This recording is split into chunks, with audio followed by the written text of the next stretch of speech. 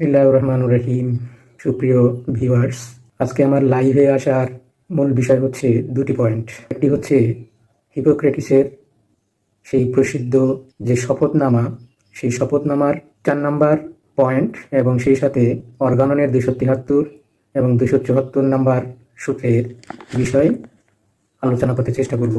প্রিয় হোমিওপ্যাথিক চিকিৎসকবৃন্দু, আমরা যারা হোমিওপ্যাথিক প্র্যাকটিস করি তারা অবশ্যই হিপোক্রেটিসের এই শপথনামার যে পয়েন্টটি আমি এখন তুলে ধরব সেটি সম্পর্কে সকলেই অবগত আছেন। হিপোক্রেটিসের শপথনামার 4 নাম্বার পয়েন্টে যে বিষয়টি বলা আছে, I will use treatment to help the sick according to my ability and judgment, but will never use to it to injure or wrong them.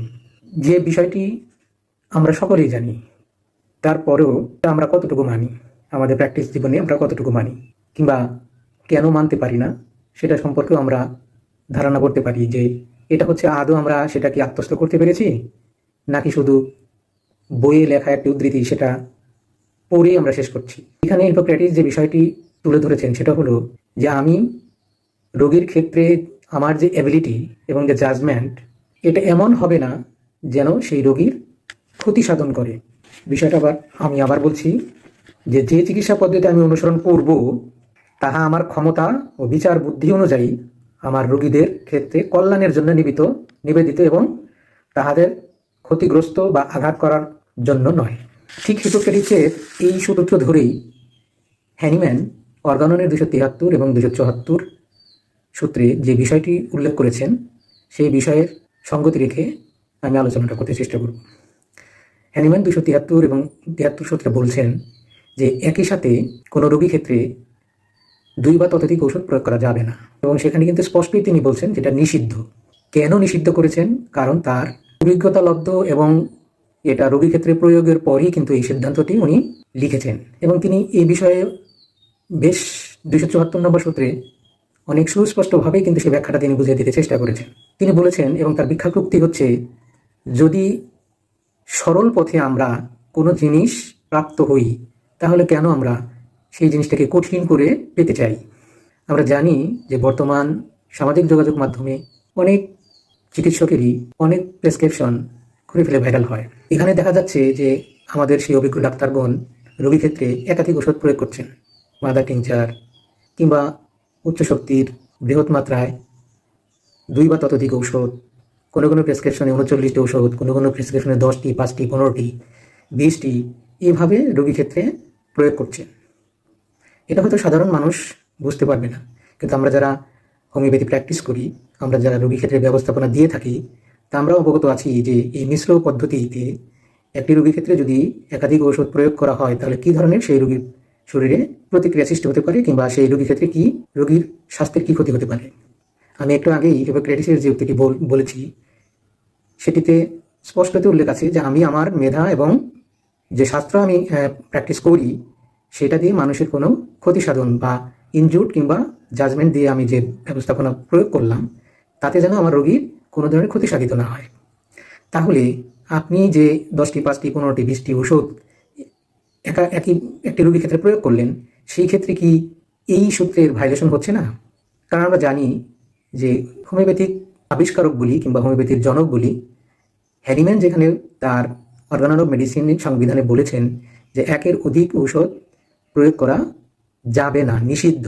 কারণ তিনি এটাও বলছেন যে যেহেতু একটি প্রাকৃতিক পদ্ধতি, সিমিলিয়া সিমিলাবাস কিউরেন্টার, এবং প্রাকৃতিকভাবে যখন একটি ব্যক্তি আক্রান্ত হন সেই প্রকৃতিগত সেই রোগটির যে লক্ষণগুলি প্রকাশিত হয় বা আমরা লক্ষণগুলি সংগ্রহ করি, সেটা যদি একটি ঔষধের কৃত্রিম রোগ সৃষ্টি করার যে ক্ষমতা আছে এবং সেটা যখন সেই প্রাকৃতিক রোগের সহিত মিলে যায় তখন আমরা সেই ওষুধটি রোগীর ক্ষেত্রে প্রয়োগ করতে পারি।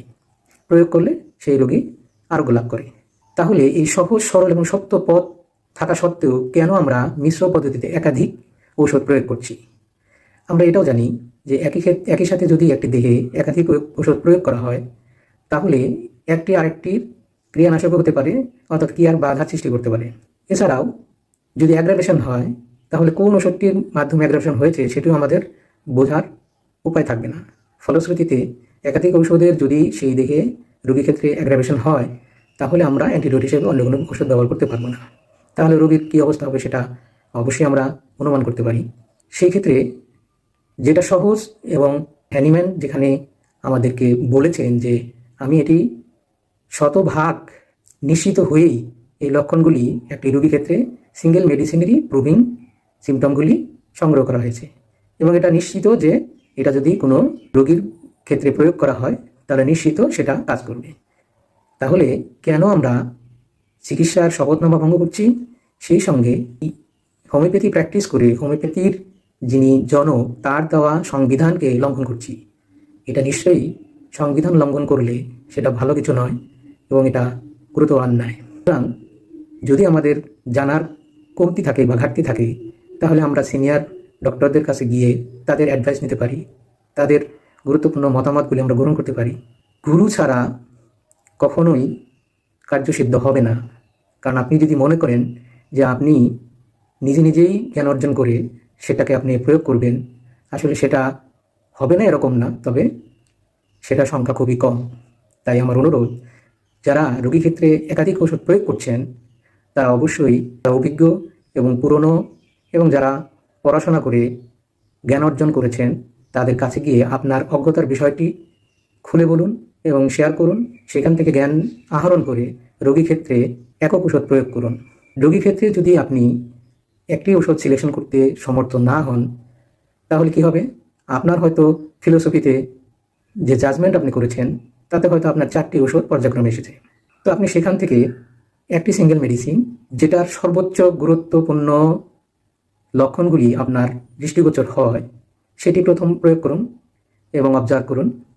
পরবর্তীতে যখন আপনি দেখলেন যে কিছু সিমটম বিলুপ্ত হয়েছে এবং পরের যে ঔষধটি আপনি চিন্তা করেছেন সেই ওষুধটি প্রয়োগের সময় এসেছে, তাহলে আপনি পরবর্তী ওষুধটি প্রয়োগ করুন।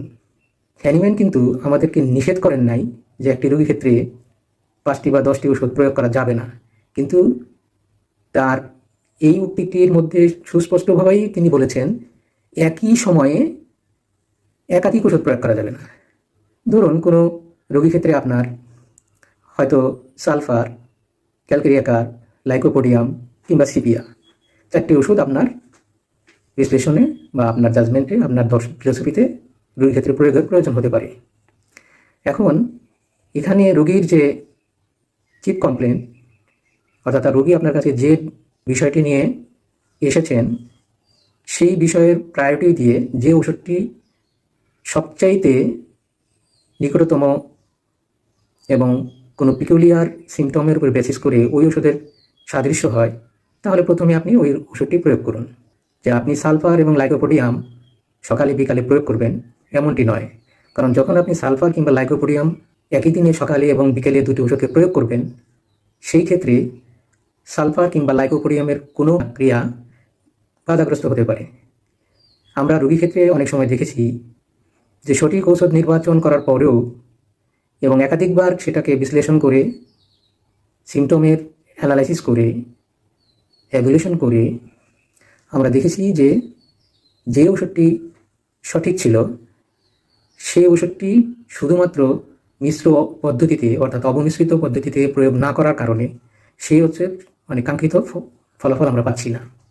সেই রোগীর ক্ষেত্রে 4টি বা 5টি ওষুধ প্রয়োগ করার জন্য সঠিক ঔষধ নির্বাচনের পরেও সেই ওষুধটি কাজ করছে না, অর্থাৎ রোগী সুস্থ হচ্ছেন না কিংবা আরোগ্যতা পাচ্ছেন না।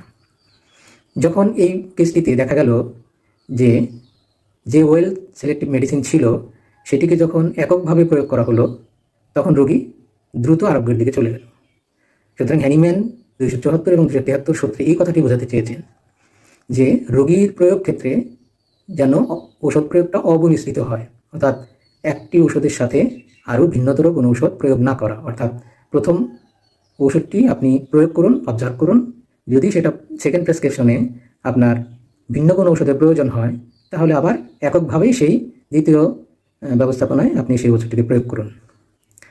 হ্যানিম্যানের 1843 সালের সর্বশেষ যে রোগীলিপি, তাতে একজন অ্যাক্টর 33 ইয়ার্স ওটি তার একটি কেস হিস্ট্রি পাওয়া যায়, যেটা হ্যানিম্যানের এবং বনি হোসেনের লেজার রাইটিং বই থেকে গৃহীত। সেখানে তিনি কিন্তু প্রায় 5 থেকে 7টি ওষুধ প্রয়োগ করেছেন। কিন্তু কি পদ্ধতিতে?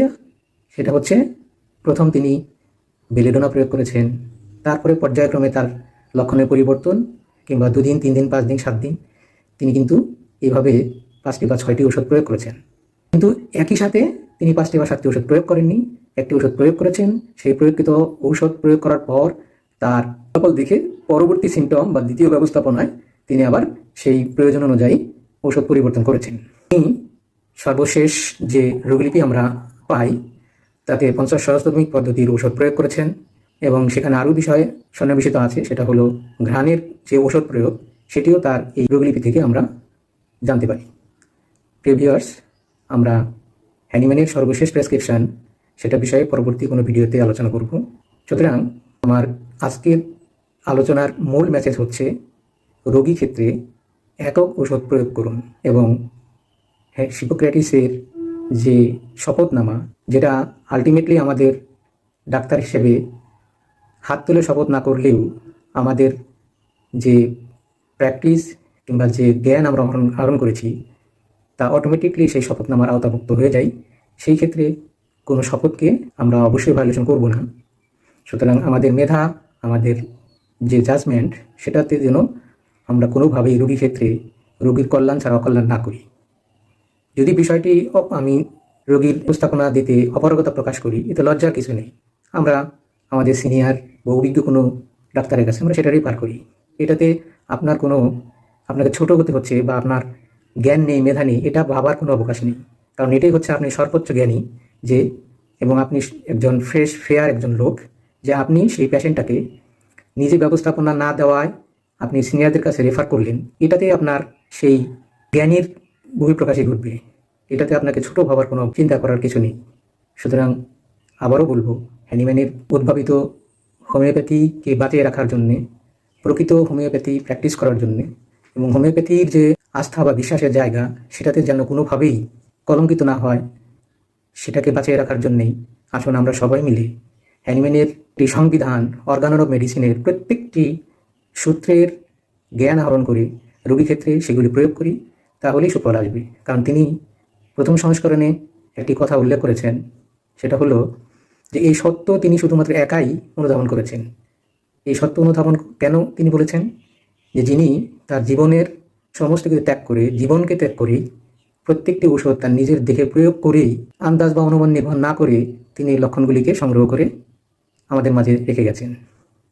সুতরাং সেই আদর্শের প্রতি শ্রদ্ধাবোধ রেখে আসুন আমরা তার প্রত্যেকটি উপদেশকে মেনে প্রকৃত হোমিওপ্যাথি চর্চা করি। ধন্যবাদ সবাইকে। যদি আমার কথায় কেউ কোনোভাবে মনে দুঃখ পেয়ে থাকেন, তবে সেই বিষয়ে আমি ক্ষমাপ্রার্থী।